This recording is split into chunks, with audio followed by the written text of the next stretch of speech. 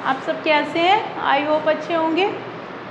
देखिए स्टूडेंट्स, आज हम अपना सूरदास के पद जो है उसका चारों स्टैंजा अवतरण जो है हमने आपको बता दिया था, उसका भावार्थ एक्सप्लेन कर दिया।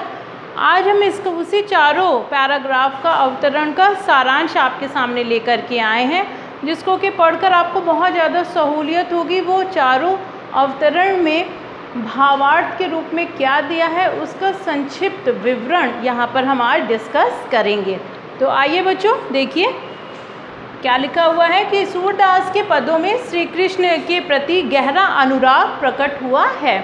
तो सूरदास जी भक्ति काल के कवि हैं और श्री कृष्ण के अनन्य उपासक रहे हैं। तो इनके पदों में श्री कृष्ण के प्रेम का ही वर्णन हुआ है। अनुराग मतलब होता है प्रेम। कृष्ण वृंदावन छोड़कर मथुरा चले गए हैं। आप सब जानते हैं कि वो वृंदावन को छोड़ देते हैं और कहाँ चले जाते हैं? कंस वध के पश्चात मथुरा गमन हो जाता है उनका। और गोपियाँ उनके वियोग में व्याकुल हैं, यानी कि परेशान हैं। वे कृष्ण के मित्र उद्धव को प्रेम भरा उलाहना देती हैं, यानी कि कटाक्ष करती हैं, लेकिन तीक्ष्ण वाणी में नहीं अपितु प्रेम से।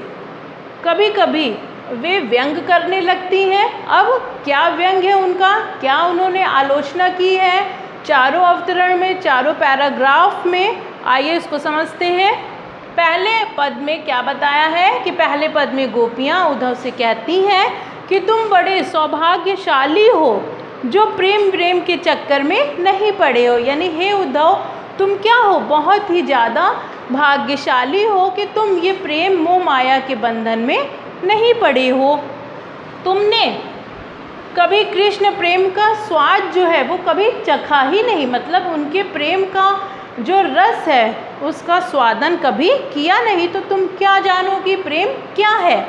ये तो हम ही मूर्खा है, यानी कि हम ही मूर्ख स्त्रियां हैं जो उसके प्रेम में ऐसे लिपट गई है जैसे मानो कि गुड़ से लिपटी हुई चींटियाँ होती हैं। क्यों यहाँ पे ये उदाहरण दिया है? इसका मतलब है कि चींटी जो है वो अपने अंतिम क्षण तक, अपने जीवन के अंतिम श्वास तक गुड़ के प्रति उनका जो लगाव है या प्रेम है या मोह है उसको छोड़ती नहीं है। तो उसी प्रकार श्री कृष्ण का प्रेम भी हमारे लिए ऐसा है कि हम उनको त्याग नहीं कर सकते हैं।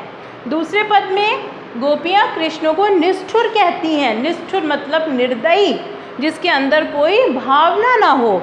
तो निष्ठुर कहते हुए वो उद्धव से कहती हैं कि हमारे मन की आस जो है वो मन में ही रह गई, अर्थात हमारे मन की जो बात है वो मन में ही रह गई है। और जिस कृष्ण के आने की प्रतीक्षा में हमारी सांसें अटकी हुई थी, वहीं से योग साधना का संदेश सुनकर हम बहुत निराश हो गए, यानी कि हम तो उनकी प्रतीक्षा में थे कि आज नहीं तो कल श्री कृष्ण हमारी सुध लेने के लिए आएंगे ही, लेकिन उन्हीं की तरफ से ये योग मार्ग का संदेश आ गया और वो स्वयं हमसे मिलने या हमको दर्शन देने के लिए नहीं आए। इस वजह से हम क्या है, काफ़ी ज़्यादा विचलित हैं और दुखी हैं।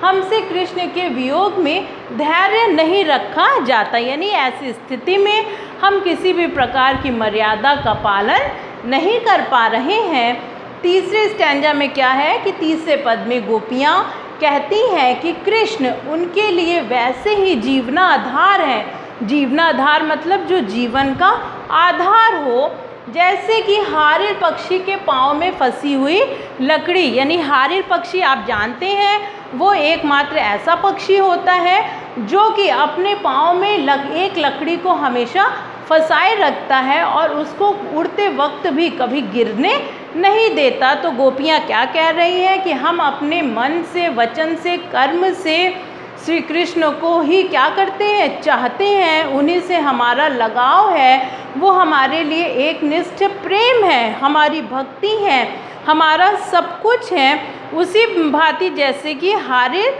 पक्षी के पाँव में फंसी हुई लकड़ी होती है, यानी कि हम भी कभी श्री कृष्ण को अपने मन से उतरने नहीं देंगे और वे दिन रात कन्हैया कन्हैया का ही नाम क्या करती हैं, जपती हैं या लेती रहती हैं। कहने का आशय यह है कि वो दिन हो या रात हो, जागते हुए स्वप्न में मात्र केवल श्री कृष्ण के दर्शन के लिए ही व्याकुल हैं।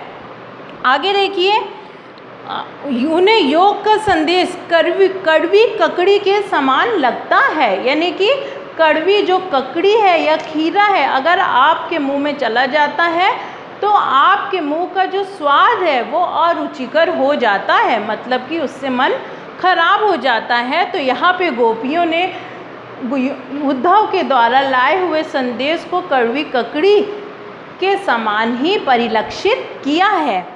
आगे देखिए, चौथे और अंतिम पैराग्राफ में गोपियाँ क्या कह रही हैं, वो व्यंग करती हैं, आलोचना करती हैं और कटाक्ष करते हुए कहती हैं कि लगता है कि कृष्ण हमसे राजनीति खेल रहे हैं, यानी कि ऐसा लग रहा है कि वो राजनीति पढ़कर आए हैं। और वे चतुर तो पहले से ही हैं। आप सभी जानते हैं कि श्री कृष्ण को छलिया भी कहा जाता है, वो छद्म वेशधारी भी हैं, छल कपट से परिपूर्ण हैं। तो वे चतुर तो पहले से ही हैं और अब वे राजनीति के दांव पेच भी सीख गए हैं। तो पहले के लोग जनता की भलाई के लिए दौड़ते भागते थे, यहाँ पे उद्धव को गोपियाँ कटाक्ष करती हैं, यानी कि ताना मारते हुए कहती हैं कि आप तो बहुत ही सज्जन हैं, क्योंकि पहले के लोग दूसरे की भलाई या जन कल्याण की भावना से ही इधर उधर दौड़ते थे, तो आप हमारा भी कल्याण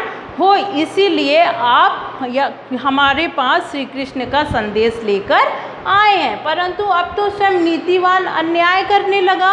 ये लाइन किसके लिए कही गई है? श्री कृष्ण के लिए कही गई है कि गोपियाँ क्या कह रही हैं कि जो नीतिवान है, जो धर्म की रक्षा करता है, वही अब हमारे साथ क्या कर रहा है? अन्याय कर रहा है, अर्थात प्रेम के बदले प्रेम नहीं मिल रहा है। और वे हमें योग मार्ग अपनाने की बात कहकर हमारे ऊपर क्या कर रहे हैं? अन्याय कर रहे हैं। यानी कौन अन्याय कर रहा है?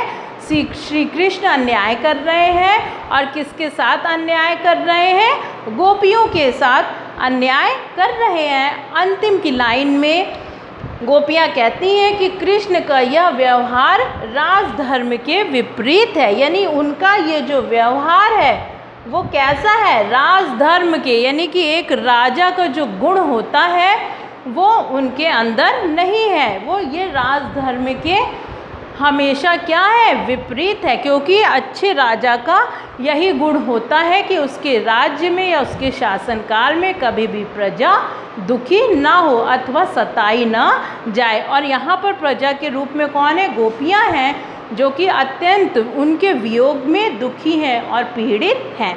तो बच्चों, इस प्रकार से हमने आपको पहला पाठ सूरदास जी का पद, उसका चारों पैराग्राफ का अर्थ भावार्थ हमने आपको बताया और इस वीडियो में समरी बताई, जिसको कि हिंदी में सारांश कहते हैं। सारांश का मतलब सार का अंश होता है, संक्षिप्त विवरण जिसको कि हम सारांश कहते हैं। इस प्रकार से आपका ये पहला पार्ट कंप्लीट हो गया। इसके प्रश्न उत्तर दिए हुए हैं, जिसको कि ग्रुप में क्वेश्चन आंसर प्रश्न उत्तर के माध्यम से भेजा जाता है। आप उसको करिए, कहीं कोई दिक्कत आता है तो उसको आप पूछ सकते हैं। और अपनी सुविधा के लिए आप चाहें तो इसका स्क्रीनशॉट ले सकते हैं। इस प्रकार से आपका पहला पार्ट सूरदास जी के पद ये समाप्त हो गया। अब हम नेक्स्ट वीडियो में नेक्स्ट चैप्टर के साथ मिलेंगे।